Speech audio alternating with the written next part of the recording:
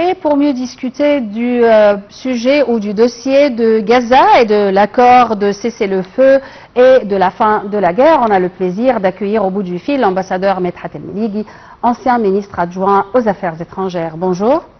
Bonjour à vous. Quel est l'objectif de l'Égypte de promouvoir l'accord? Vous voulez dire quoi exactement? Le but d'Égypte? Oui.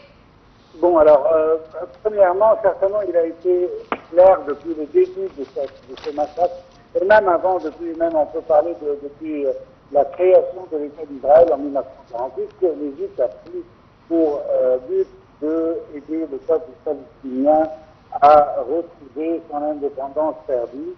Et certainement, après le massacre qui a pris place, après les événements du 7 octobre, alors l'Égypte s'est promis devant la communauté internationale de prendre en charge comment est-ce qu'on peut épargner la vie des Palestiniens.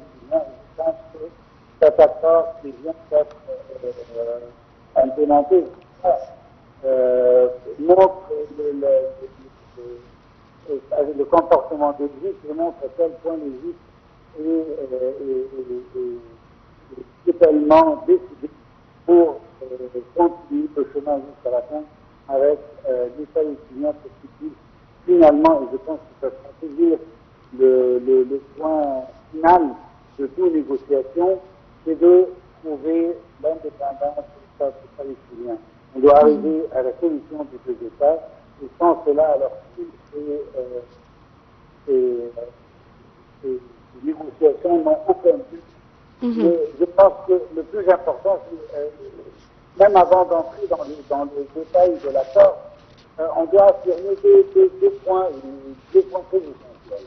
Premièrement, tout accord, même si c'est temporaire, il permet d'éviter davantage la mort au peuple palestinien et d'ouvrir la voie à entrer de l'aide humanitaire est un effort nécessaire qui doit être fait.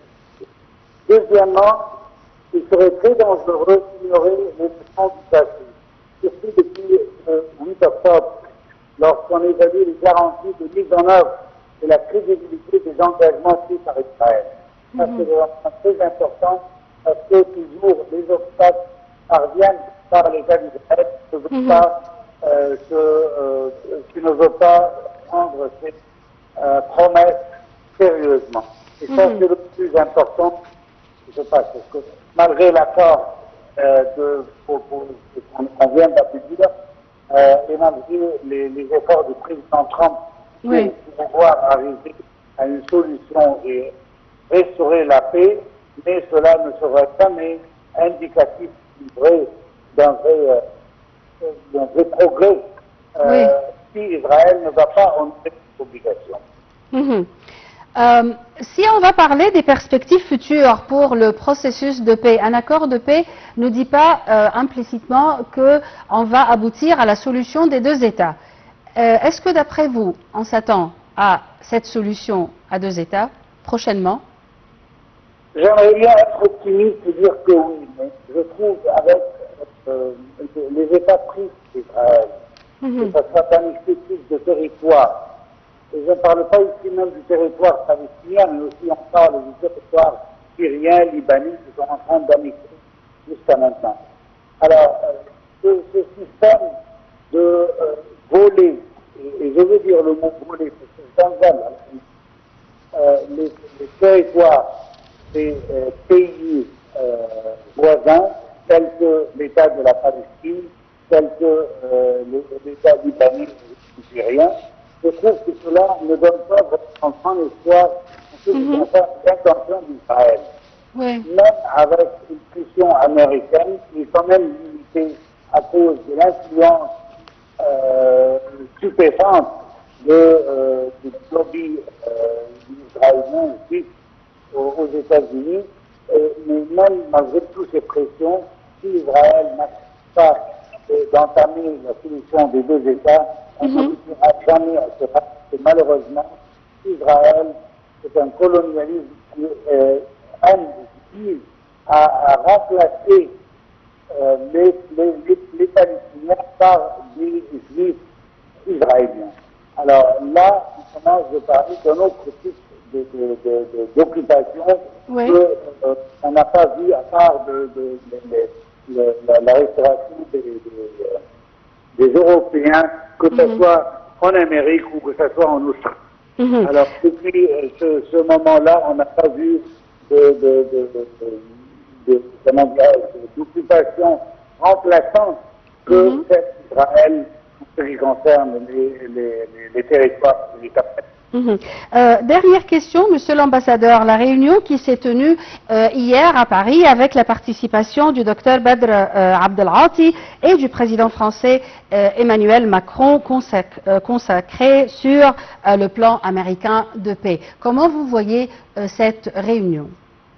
Alors moi je trouve que c'est une réunion très importante et que c'est une réunion qui veut dire beaucoup de choses, mais en même temps n'oublions pas déjà ce qui a été révélé par quelques sources israéliennes, que Israël a menacé les réunis, les pays réunis, et l'objectif de cela en disant que cela peut mettre en risque le processus de paix, entre guillemets, qui est en train de prendre place maintenant, qui est l'initiative du président Trump.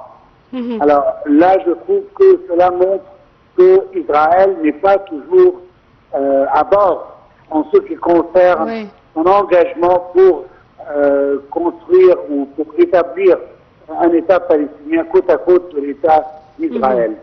Soyons clairs que malgré que Israël accepte, et je pense que ça c'est le point le plus décisif, c'est que le comportement d'Israël, comment sera-t-il une fois avoir reçu ses otages et le cadavre des morts pendant les attaques israéliennes sur le territoire palestinien. Alors, si Israël a vraiment l'intention d'honorer ses obligations, alors à ce moment-là, on peut comprendre que Israël va accepter une conférence pareille qui vise à établir un État palestinien à la fin du monde, et aussi son comportement vis-à-vis la souveraineté des territoires palestiniens, notamment dans cette période très délicate. C'est ça le point le plus sensible de tout cet accord. Comment sera le comportement d'Israël une fois avoir reçu ses otages? C'est un point très important et ça montre exactement l'engagement d'Israël à établir une paix durable au Moyen-Orient. Une paix telle que l'a décrit notre président, qui sera avec un pays désarmé et en même temps un pays indépendant, souverain, sur les territoires du 4 juin 1967, avec Jérusalem-Est comme capitale. L'ambassadeur Medhat El-Meligui, merci beaucoup pour vos éclaircissements et on enchaîne, mesdames et messieurs, avec le journal.